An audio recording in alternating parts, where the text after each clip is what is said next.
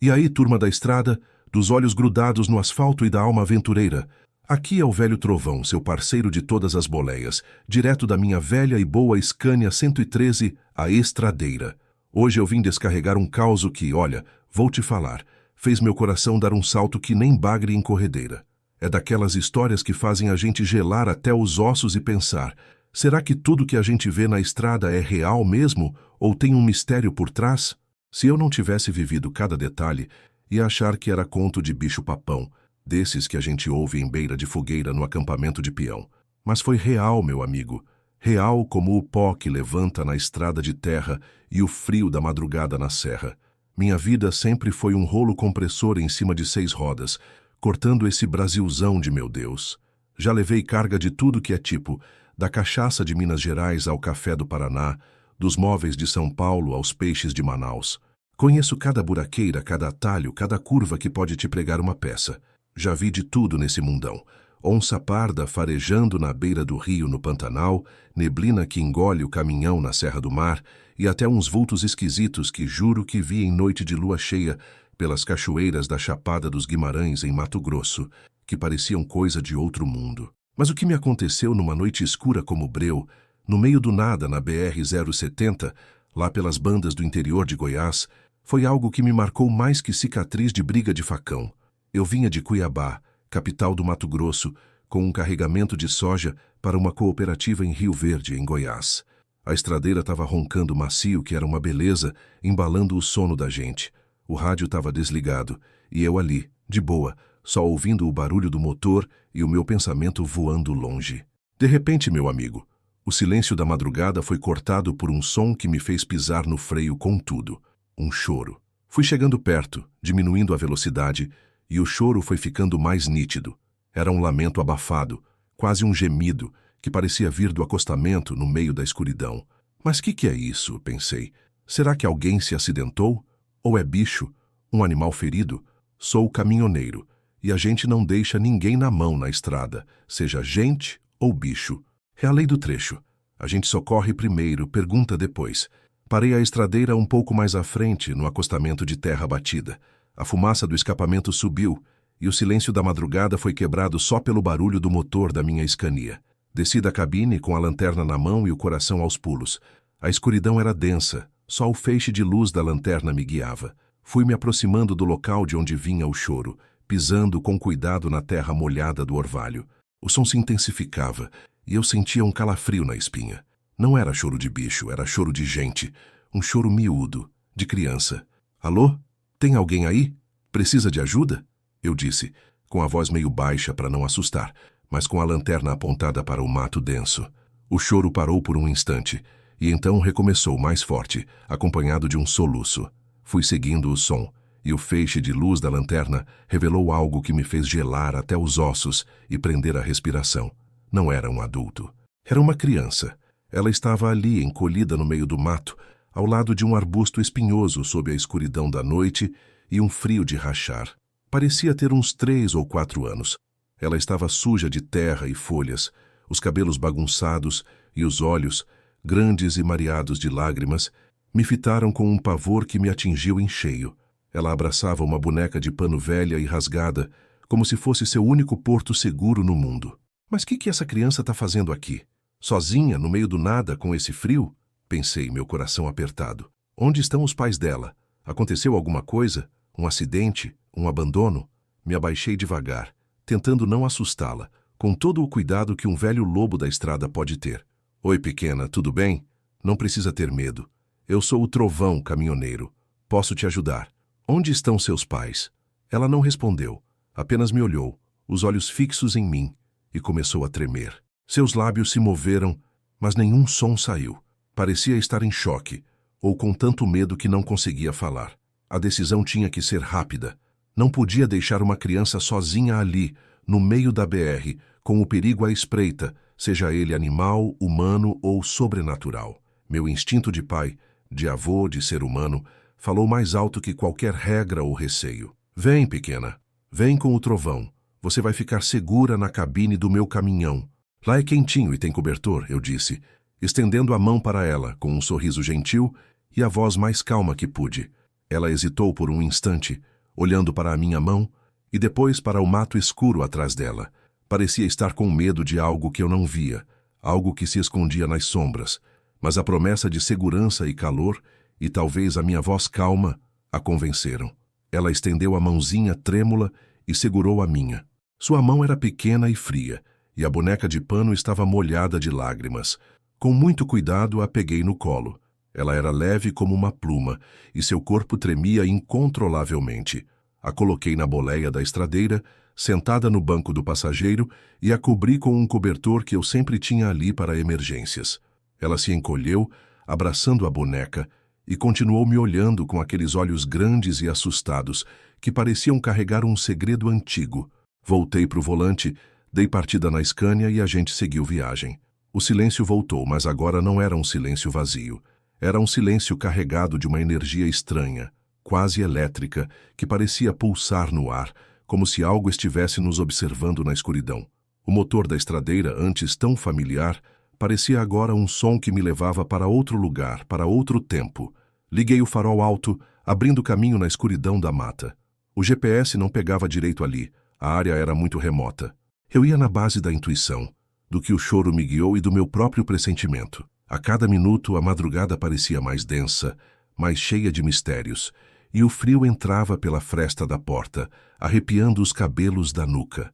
Enquanto eu dirigia, a criança começou a tremer ainda mais.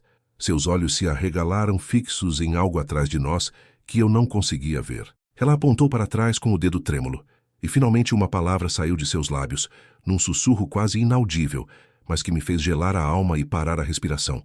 Ele, o observador, me achou. Aquilo me deixou com a pulga atrás da orelha. O observador. Quem era esse? E o que aquela criança tinha visto? Eu estava mais perdido que cebola em salada de fruta, mas o pavor em seus olhos era real, palpável. A madrugada nunca pareceu tão longa e cheia de segredos arrepiantes. A palavra da criança ecoou na cabine da estradeira. Observador. Me achou. O choro dela havia cessado, mas o silêncio que se seguiu era ainda mais pesado, carregado de um medo que eu não conseguia decifrar.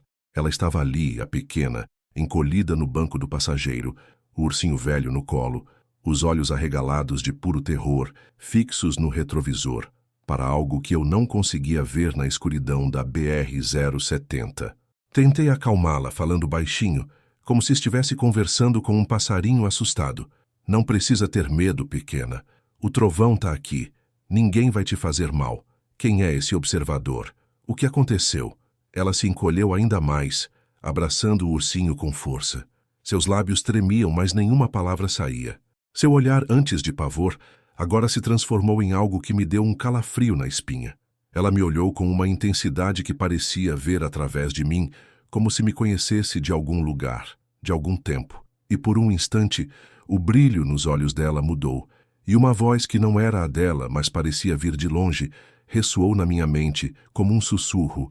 O tempo, ele se dobra. O guardião precisa despertar. Rapaz do céu, meu queixo caiu. Que diabos foi aquilo? Uma voz na minha cabeça? O guardião precisa despertar. Eu estava mais confuso que cachorro em dia de mudança. Olhei para a criança e o olhar dela voltou ao normal, cheio de medo. Ela não parecia ter percebido nada. Fui eu que ouvi. E aquilo não era normal. Continuei dirigindo, agora com a pulga atrás da orelha e um elefante dançando forró na minha cabeça. Quem era essa criança? E o que significava essa mensagem? Minha mente de caminhoneiro, acostumada com a lógica do asfalto, estava em parafuso. Decidi ir para o posto mais próximo em Catalão, Goiás. Lá, teria luz, gente, e talvez pudesse entender o que estava acontecendo. Eu queria ligar para a polícia, claro, mas a frase "ele não é gente" e a voz na minha cabeça me faziam hesitar. E se ela estivesse em perigo de algo que a polícia não entenderia? Chegamos ao posto. A luz forte do lugar e o movimento de outros caminhoneiros pareciam acalmar um pouco a criança. Eu a levei para o restaurante, pedi um chocolate quente e um pão de queijo. Ela comeu devagar, olhando para os lados, ainda apreensiva.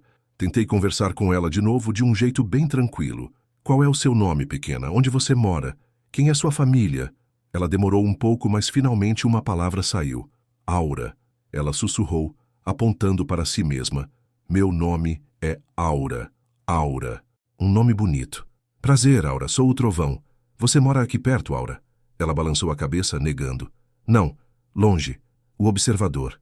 Ele me pegou. Pegou você? O que ele fez? Perguntei, sentindo um arrepio. Ela se encolheu.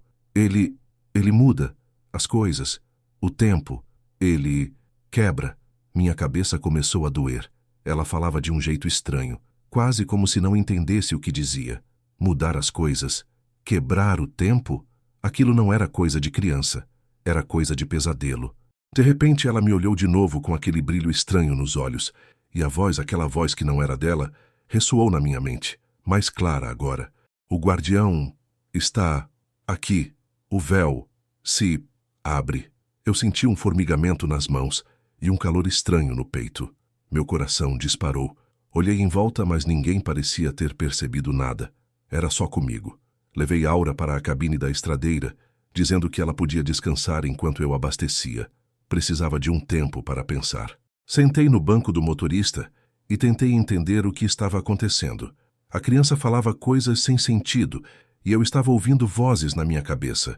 Será que eu estava ficando louco? A solidão da estrada estava me afetando. Fechei os olhos. E então vi. Não era um sonho. Era uma visão nítida. Imagens rápidas. Um lugar feito de cristal, pulsando luz. Figuras sombrias como sombras dançando. E uma figura que parecia emanar luz, lutando contra elas. E o tempo, ele se desdobrava em várias linhas, como rios que mudavam de curso. Abri os olhos, ofegante.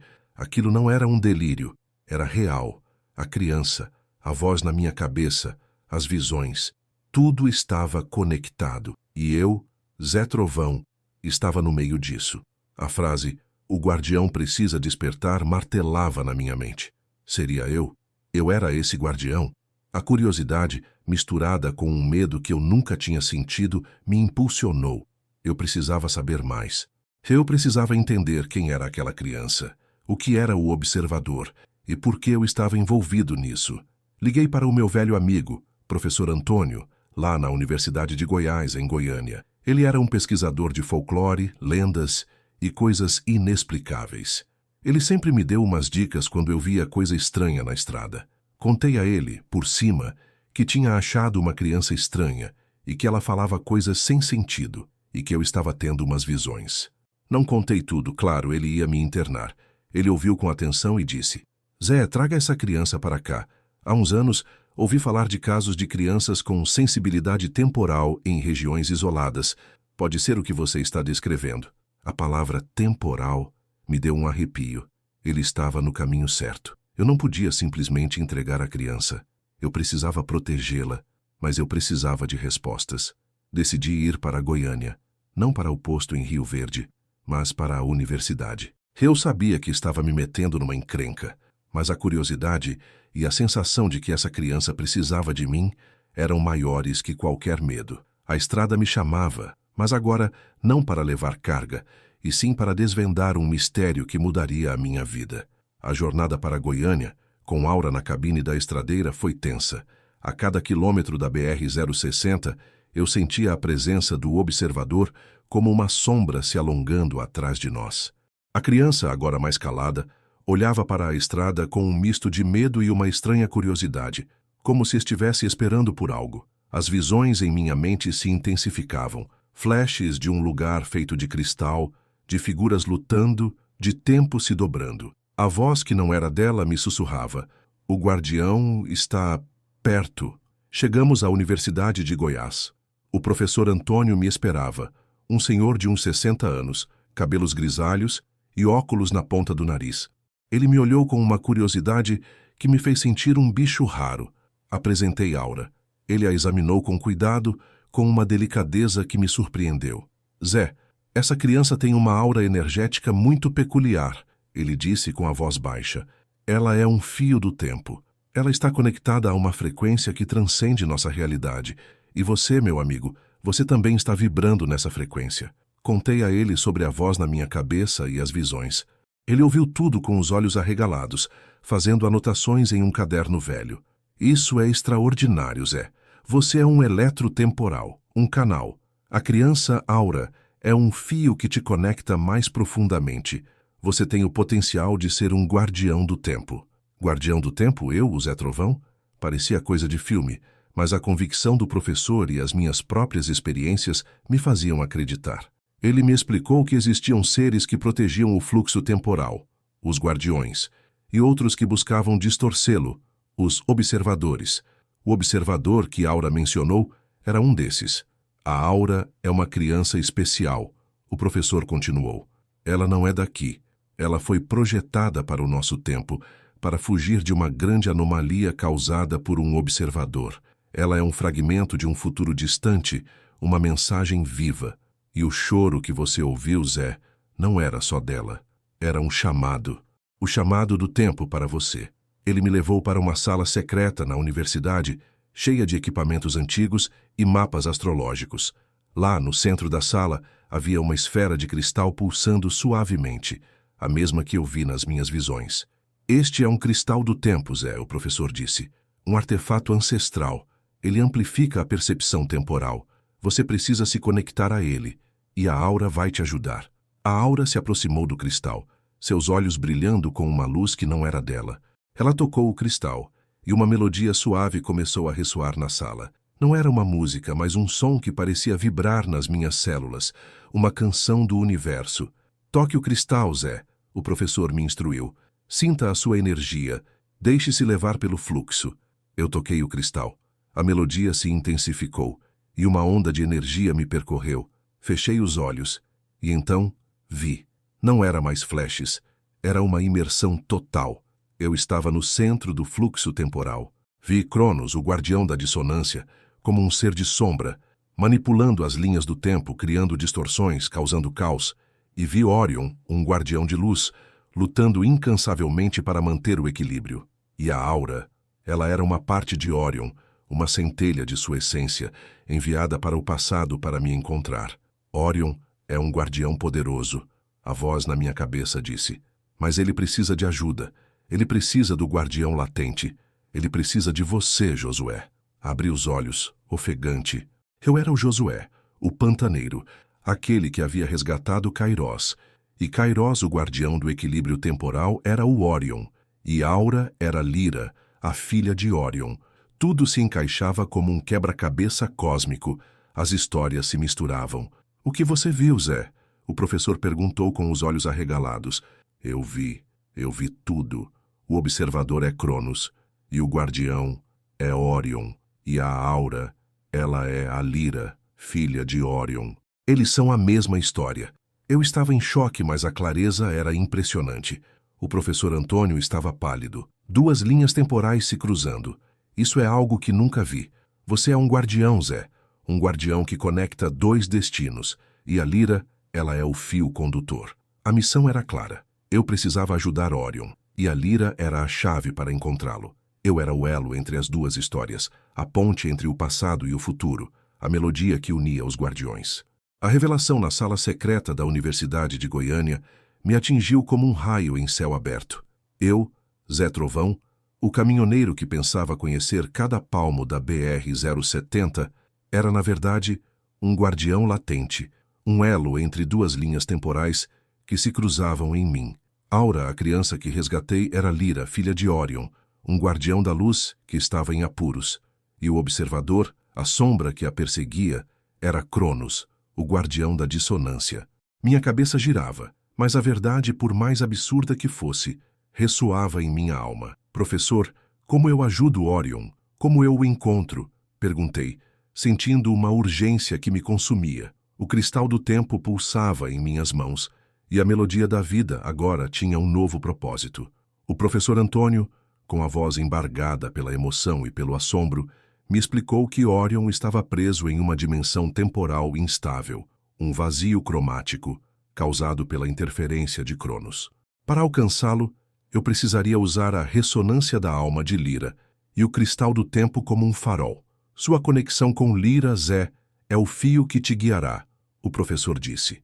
Ela é a essência do futuro que Orion busca proteger. O cristal do tempo, ele amplificará sua percepção, mas o vazio cromático é perigoso. É um lugar onde a realidade se desfaz. A missão era clara: encontrar um ponto de anomalia temporal na Terra, um lugar onde a barreira entre as dimensões era mais fina, e usar a energia de Lyra para abrir uma passagem. O professor, com seus mapas antigos e sua sabedoria, indicou um local, uma série de cavernas profundas e inexploradas nas montanhas da Serra da Capivara, no Piauí, famoso por suas pinturas rupestres e mistérios. Diziam que ali o tempo se comportava de forma estranha. A jornada até o Piauí seria longa. A estradeira, minha fiel Scania, seria mais do que um caminhão. Seria uma nave em uma missão interdimensional. Lyra, a pequena guardiã, estava ao meu lado, sua presença serena, mas seus olhos, vez ou outra, brilhavam com uma luz que não era deste mundo. Ela sentia a urgência tanto quanto eu. No caminho passamos por Uberlândia, em Minas Gerais, e Palmas, no Tocantins. Eu sentia o fluxo do tempo, as pequenas perturbações causadas por Cronos. Era como se a realidade estivesse levemente fora de sintonia. Um zumbido quase imperceptível. Minhas visões se tornaram mais vívidas. Eu via as tentativas de Cronos de reescrever eventos, de semear o caos em diferentes épocas. E via Orion, lutando incansavelmente, como uma chama solitária no vazio cromático. Lyra, embora pequena, demonstrava uma sabedoria que me assombrava. Ela não falava muito, mas seus olhos pareciam entender cada pensamento meu.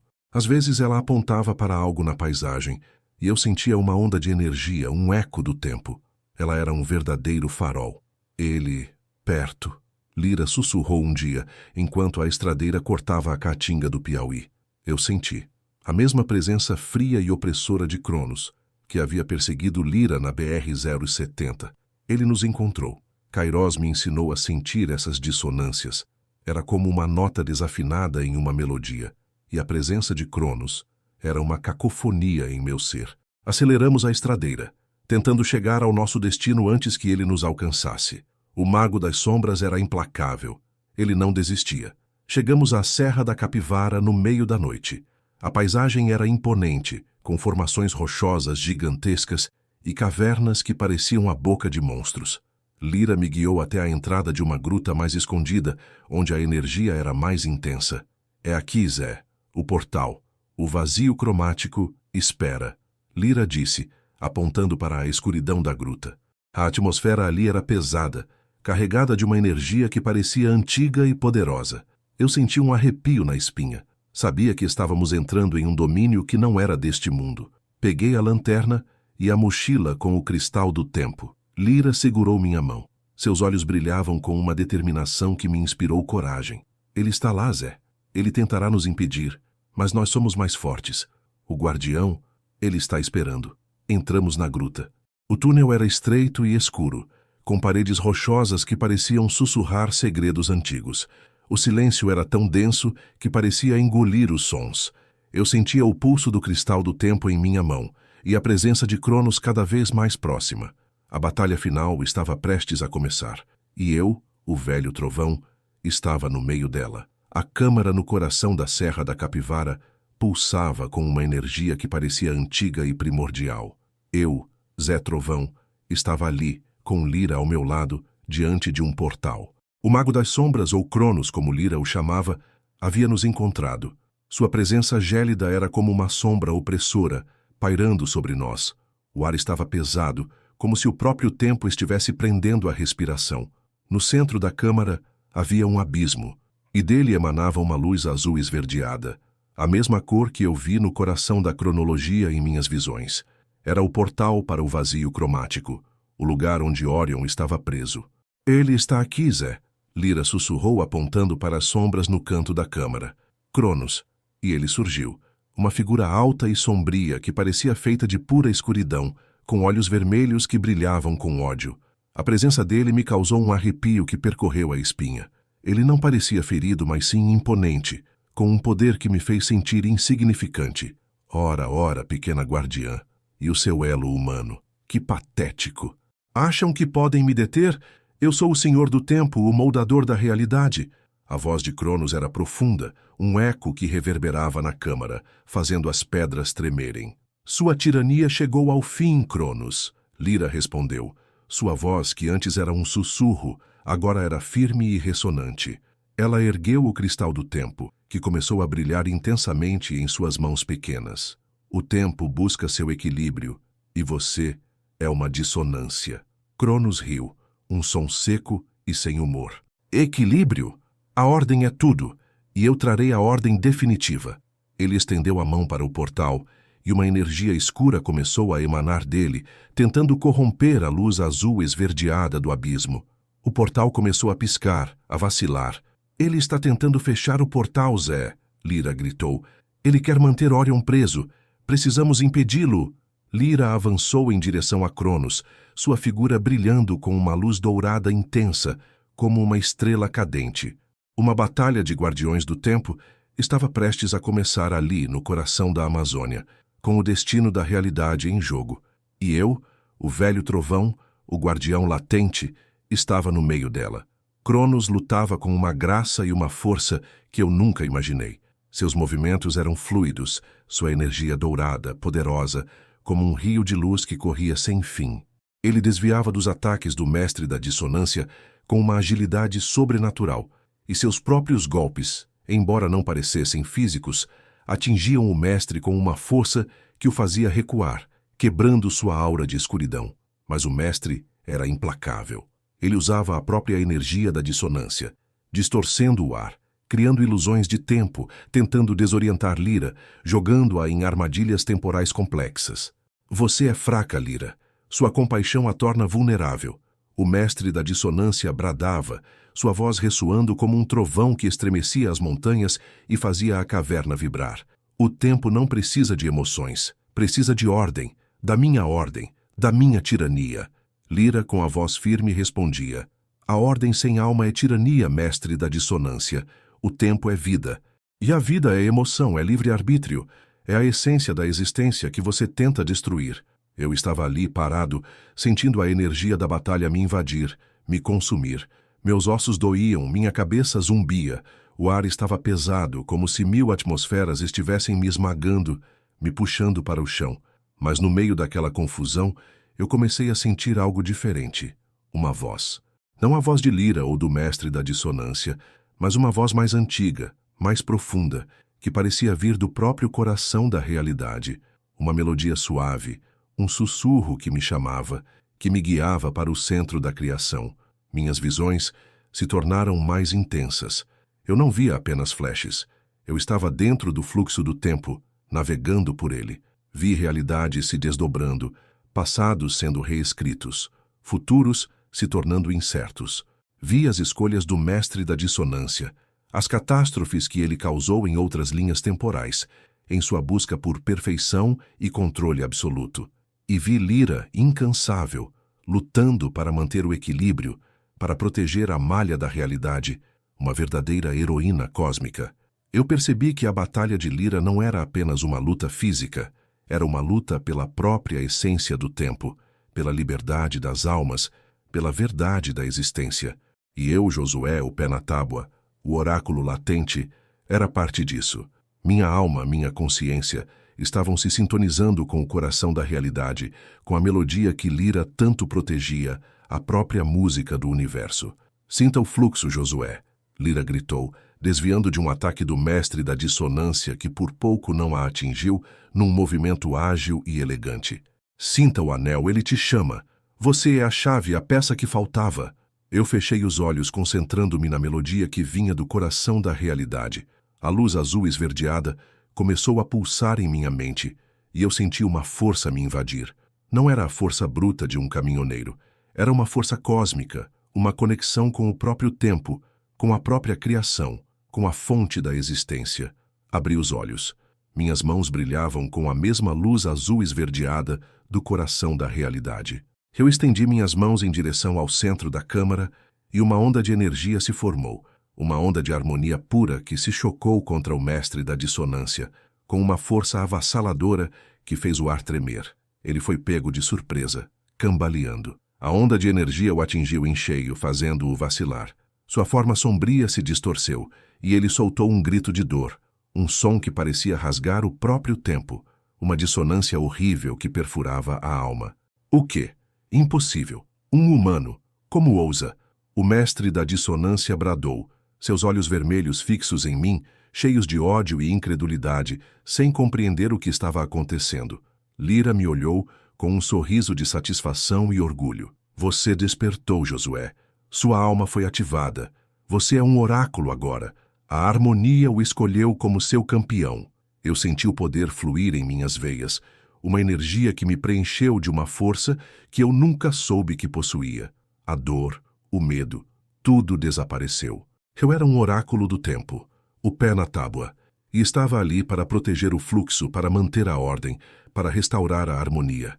O mestre da dissonância, furioso, lançou um ataque combinado em mim e em Lira. Mas agora, éramos dois. Nós nos movemos em sincronia, nossos corpos respondendo à melodia do tempo, em uma dança cósmica.